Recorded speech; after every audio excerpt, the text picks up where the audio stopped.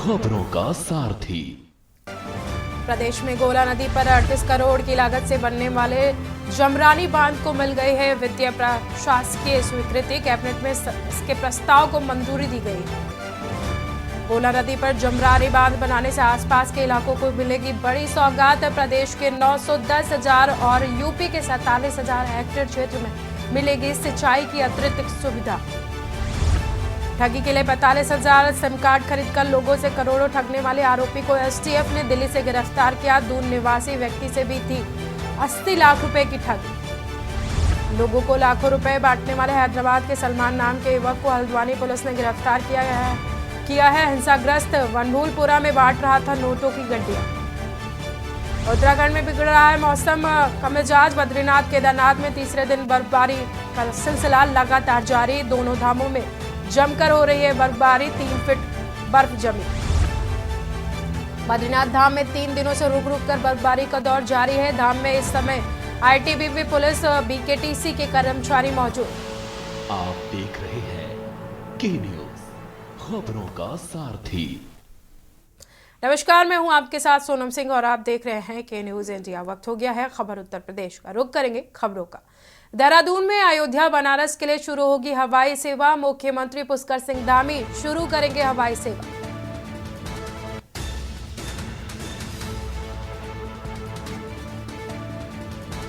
Virtual माध्यम से heli सेवा का शुरुआत करेंगे पुष्कर सिंह धामी। हल्द्वानी से मुंशियारे, पिथौरागढ़, चंपावत के लिए संचालित की जा रही है हेली सेवा। सुबह 10:30 से सीएम आवास में शुरू होगा कार्यक्रम। आपको बता दें कि आज हल्द्वानी से हवाई सेवा का शुभारंभ किया जाएगा। अगली खबर देहरादून से, जहां पर अयोध्या और बनारस के लिए मिलेंगी हवाई सेवाएं। उत्तराखंड नागरिक उड्डयन विभाग इस सेवा की शुरुआत करेगा। अयोध्या, अमृतसर, बनारस, पंतनगर, पिथौरागढ़ के लिए सहूलियत।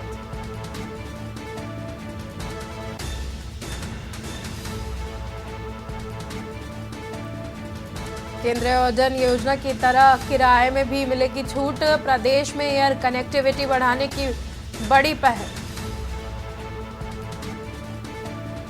महासचिव की अध्यक्षता में नागरिक उड्डयन विभाग की बैठक।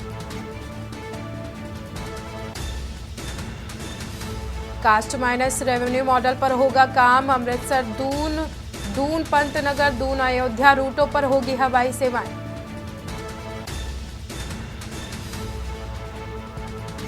देहरादून, अयोध्या और बनारस के लिए हवाई सेवा की शुरुआत। उत्तराखंड नागरिक उड्डयन विभाग शुरू करेगा सेवा। अयोध्या, अमृतसर, बनारस, पंतनगर, पिथौरागढ़ के लिए सहूलियत मिलेगी। केंद्रीय उड़ान योजना की तरफ से किराए में छूट भी मिलेगी। प्रदेश में एयर कनेक्टिविटी बढ़ाने की बड़ी पहल की जा रही है। मुख्य सचिव की अध्यक्षता में नागरिक उड्डयन विभाग की बैठक।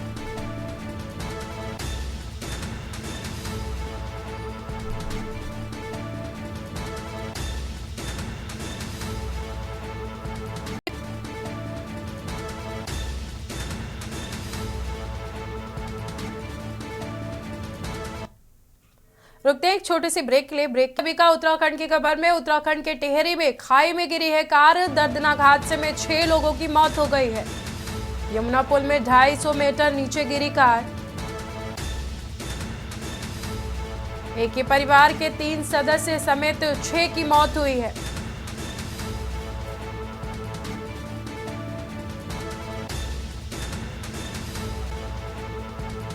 उत्तराखंड के टिहरी में बड़ा सड़क हादसा हुआ है। खाई में गिरी है कार। दर्दनाक हादसे में 6 लोगों की मौके पर ही मौत हो गई है। यमुना पुल से 250 मीटर नीचे गिरी है कार। एक ही परिवार के 3 सदस्यों समेत 6 लोगों की मौके पर ही मौत हो गई है।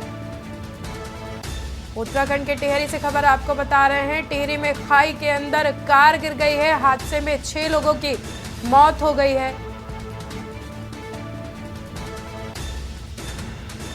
यमुना पुल से 250 मीटर नीचे खाई में गिरी है कार। इस हादसे में एक ही परिवार के 3 सदस्य समेत 6 लोगों की मौत हो गई है।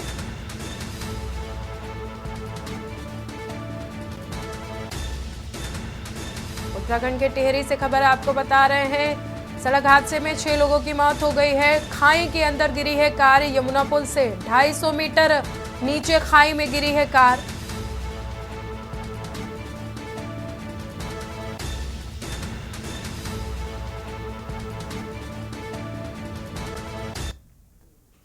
हरिद्वार कोतवाली क्षेत्र के चमगादड़पुर टापू पर विगत 8 दिसंबर को एक 6 साल के मासूम बच्चे की निर्मम हत्या करने का जो आरोपी था, देर रात उसको पुलिस ने गिरफ्तार कर लिया है। मुठभेड़ के दौरान पुलिस ने उसको गिरफ्तार किया है। आरोपी के पैर में गोली लगने की वजह से आरोपी गंभीर रूप से घायल हो गया है। आपको बता दें कि मुठभेड़ में एक पुलिस दारोगा भी घायल हो गया है। सूचना मिलते ही मौके पर आला अधिकारी पहुंचे हैं। घायल आरोपी और दारोगा को जिला अस्पताल में इलाज के लिए भर्ती कराया गया है, जहां पर उनका इलाज किया जा रहा है।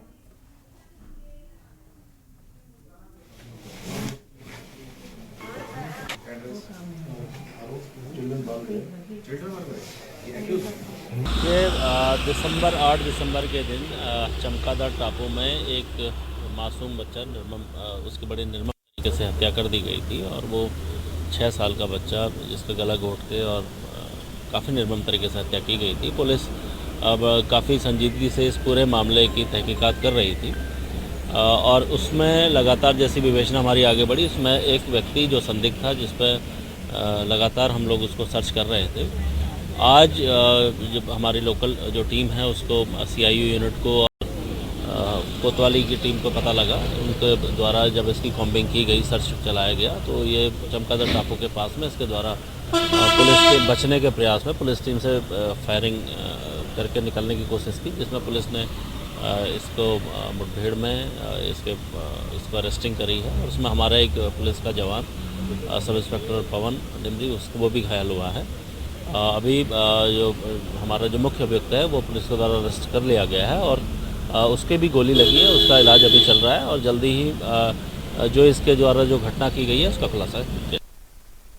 देहरादून से जहां पर SSP STF आयुष अग्रवाल ने STF कार्यालय देहरादून में प्रेस कॉन्फ्रेंस की। उन्होंने बताया है कि STF ने दिल्ली से 3000 मोबाइल सिम कार्डों के साथ एक आरोपी को गिरफ्तार किया है। आरोपी मुदस्सिर मिर्जा को गिरफ्तार किया गया है। आरोपी ने अपनी कंपनी के नाम पर एयरटेल के 29,000 और VI के 16,000 सिम खरीदे हैं।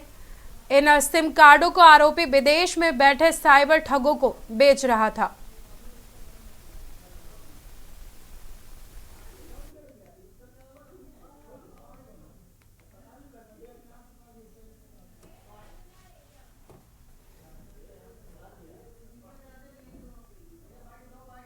ये कुछ दिनों पूर्व हमारे जो cyber crime police station Dehradun में है, यहाँ पर एक शिकायत प्राप्त हुई थी जिसमें कि शिकायतकर्ता के साथ में शेयर मार्केट में इन्वेस्टमेंट के नाम पर 80 लाख रुपए की धोखाधड़ी की गई थी।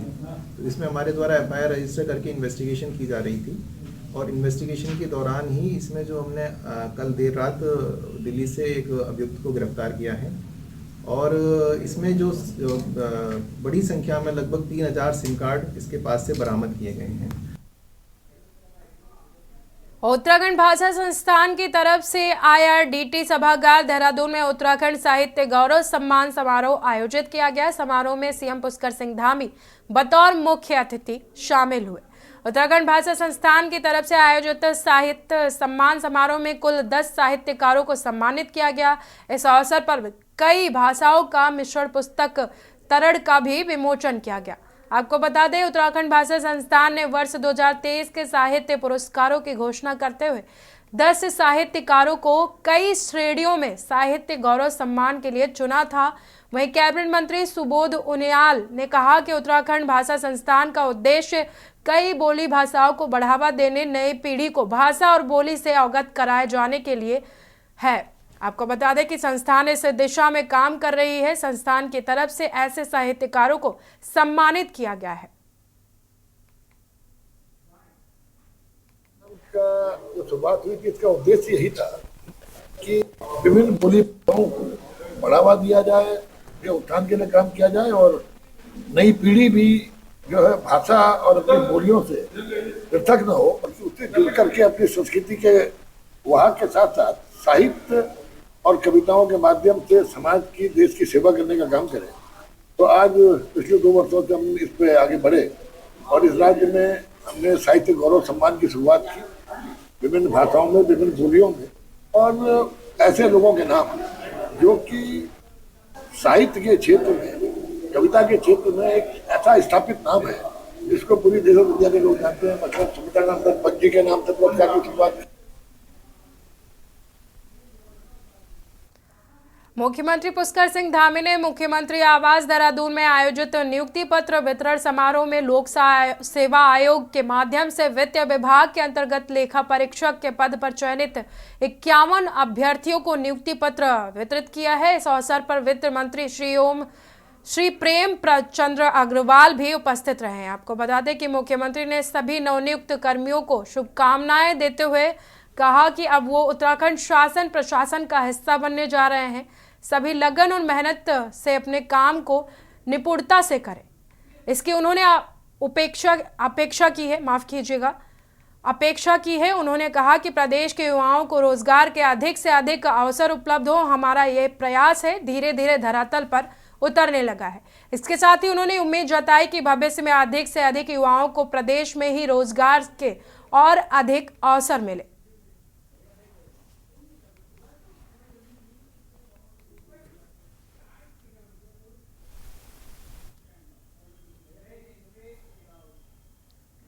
रुकते हैं एक छोटे से ब्रेक के लिए। ब्रेक के बाद जल्द हाजिर होते।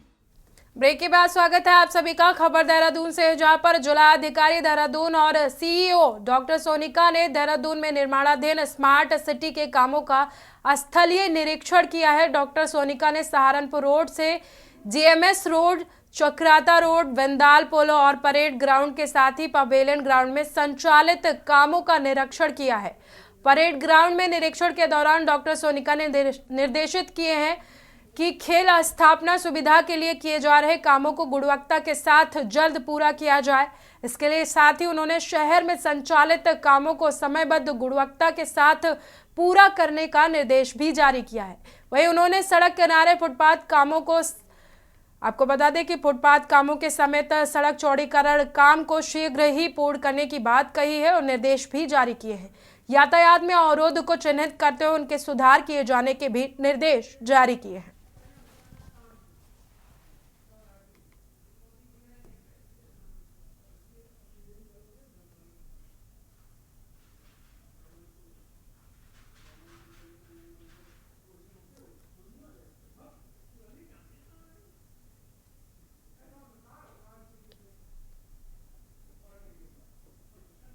खबर देहरादून से है, जहां पर जिलाधिकारी देहरादून और सीईओ डॉक्टर सोनिका ने देहरादून में निर्माणाधीन स्मार्ट सिटी के कामों का निरीक्षण किया है, स्थलीय निरीक्षण किया है।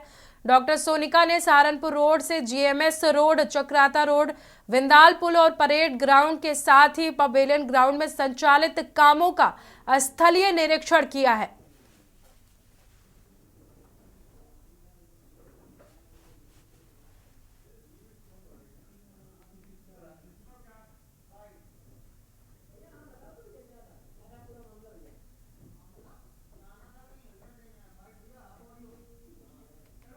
बहुत सारे लोगों से बात करनी बाकी है। लोग माइनॉरिटीज़ के मन से डर, भय और इनइक्वालिटी की भावना खत्म हो, डिस्क्रिमिनेशन की भावना खत्म हो, इसके लिए माइनॉरिटी कमीशन काम करता है। भारत में माइनॉरिटी सबसे ज़्यादा सेफ है। ये देश है जहां 51 से लेके आज तक माइनॉरिटी पॉपुलेशन बढ़ी है। हर जगह माइनॉरिटी को मौका मिलता है। हम राष्ट्रपति भी बनते हैं, प्रधानमंत्री भी बनते हैं। ये ऐसा देश है, अगर कोई आदमी डिज़र्व करता है तो उसको उसका स्थान मिलता है। इसके मुकाबले में आप पाकिस्तान देखिए, वहाँ 22% माइनॉरिटी थी, आज 4% रह गई। बांग्लादेश का भी यही हाल है, यही हाल अफ़गानिस्तान का है। लेकिन किसी न किसी जगह कोई ना कोई इंडिविजुअल इंसिडेंट हो जाता है। जैसे अमेरिका जैसे भी जो डेवलप्ड कंट्री है, वहाँ पिछले 2 साल में सिखों के खिलाफ 218 केसेस रेशियल डिस्क्रिमिनेशन के हुए। तो ये झगड़ा यहाँ हुआ कुछ लोगों की जान गई, तो ये बड़ा चिंता का विषय है। आगे के लिए ना हो उसका क्या रास्ता निकलना चाहिए। हमने डीएम साहब से भी बात की है, एसपी साहब से भी बात की है। बड़े इंटेलिजेंट अफसर हैं, अच्छे अफसर हैं, इसको समस्या को हल करने की कोशिश कर रहे हैं। और हम भी इन सभी लोगों को मिलने के बाद जो इसको शांत करने के लिए होगा, ऐसी बातचीत हम खंड के मुख्यमंत्री साहब से बात करें। हल्द्वानी के बनभूलपुरा में हुई हिंसा के बाद राष्ट्रीय अल्पसंख्यक आयोग के अध्यक्ष इकबाल सिंह लालपुरिया 2 सदस्यीय टीम के साथ हल्द्वानी पहुंचे हैं और अपने दौरे के पहले दिन उन्होंने बनभूलपुरा के दंगा प्रभावित क्षेत्र का दौरा किया है और बनभूलपुरा क्षेत्र में लोगों से मिलकर उनका हाल चाल जाना है। इसके बाद सर्किट हाउस काठगोदाम पहुंचकर अधिकारियों के साथ बैठक भी की है और इस पूरे घटनाक्रम की अधिकारियों से विस्तृत जानकारी भी ली है। बैठक में डीएम एसएसपी के साथ ही कई अधिकारी मौजूद रहे हैं। अब बनभूलपुरा के लोगों के साथ बैठक कर उनसे भी बातचीत करेंगे। गौरतलब है कि बीते 8 फरवरी को बनभूलपुरा स्थित मलिक के बगीचे में यह पथराव का और आगजनी की घटना हुई थी, हिंसा की गई थी, जिसमें बनभूलपुरा थाने को जलाने का प्रयास किया गया था।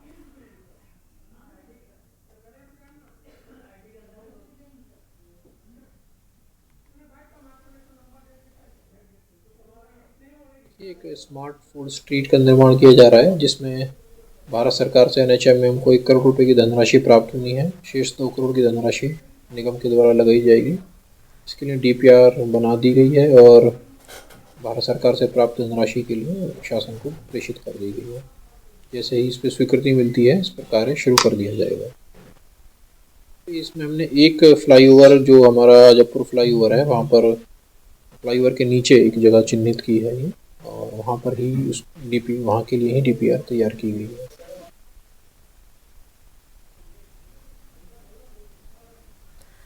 नेशनल हेल्थ मिशन के अंतर्गत देहरादून शहर में स्मार्ट फूड स्ट्रीट जल्दी बनाने जा रहा है। इसके संबंध में जानकारी देते हुए नगर आयुक्त तो गौरव कुमार ने बताया है कि इस स्मार्ट फूड स्ट्रीट बनाने की लागत में 1 करोड़ धनराशि नेशनल हेल्थ मिशन की तरफ से दी जाएगी, जबकि 2 करोड़ की राशि नगर निगम इस मौके पर देगा। इसके लिए जगह चिन्हित कर डीपीआर भी तैयार किया जा चुका है और शासन को इसकी संस्तुति भेज दिए गए हैं।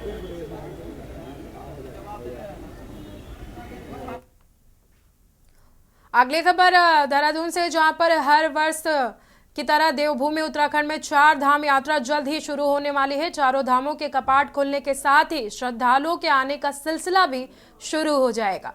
वहीं इसको लेकर परिवहन विभाग ने भी तैयारियां शुरू कर दी हैं, जिसको लेकर आरटीओ देहरादून सुनील शर्मा ने बताया कि यात्रा के लिए परिवहन विभाग की तरफ से जो ग्रीन कार्ड और ट्रिप कार्ड की ऑनलाइन सुविधा उपलब्ध कराई जाती है, उसकी भी तैयारी कर ली गई है। साथ ही यात्रा में आपको बता दें कि यात्रा पर मौजूद चेक पोस्ट भी हैं, उनको भी दुरुस्त कर लिया गया है। इसके साथ ही संचालित तमाम व्यवस्थाएं शुरू कर दी गई हैं। प्रवर्तन की टीम को भी तैनाती के लिए मुख्यालय को प्रस्ताव भेज दिया गया है।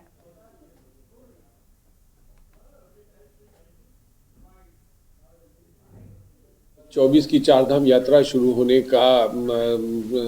वाली है और जिसके अंतर्गत ऐसा माना जा रहा है कि मई फर्स्ट वीक में 4 धाम यात्रा प्रारंभ हो जाएगी। इसको देखते हुए परिवहन विभाग ने अपनी पूरी योजना के अंतर्गत सारी तैयारियां शुरू कर दी हैं और लगभग हमारी तैयारी कंप्लीट है। इसमें सबसे पहले हम लोगों ने जो ऑनलाइन सुविधा हम उपलब्ध कराते हैं परिवहन विभाग की ओर से, जो 4 धाम का जो हमारी साइट है जिस पर कि लोग ग्रीन कार्ड बनाते हैं, ग्रीन कार्ड की साइट और ट्रिप कार्ड की साइट को हमने पीछे बैक एंड पूरा तैयारी कर ली है, ताकि कोई भी साइट में हैंग की प्रॉब्लम ना आए या ओवर लोड होने की वजह से साइट रुके ना। हमारा पूरा बैक एंड पर तैयारी पूरी है। इसके साथ साथ हमारी चेक पोस्टें, जो हम लोग चेक पोस्टें लगाते हैं जहां पर कि हम हाईटेक चेक पोस्टों के माध्यम से चेकिंग करते हैं, उन चेक पोस्टों की भी साफ सफाई और सब कर दिया गया है।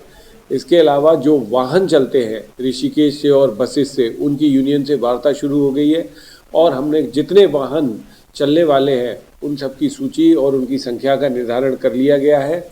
और इसके अलावा हमारे इन्फोर्समेंट की जो टीम्स लगती हैं उनके लिए भी मुख्यालय को प्रस्ताव भेज दिया गया है, ताकि इन्फोर्समेंट की टीम्स को लगाया जाए और किसी भी अप्रिय घटना को रोका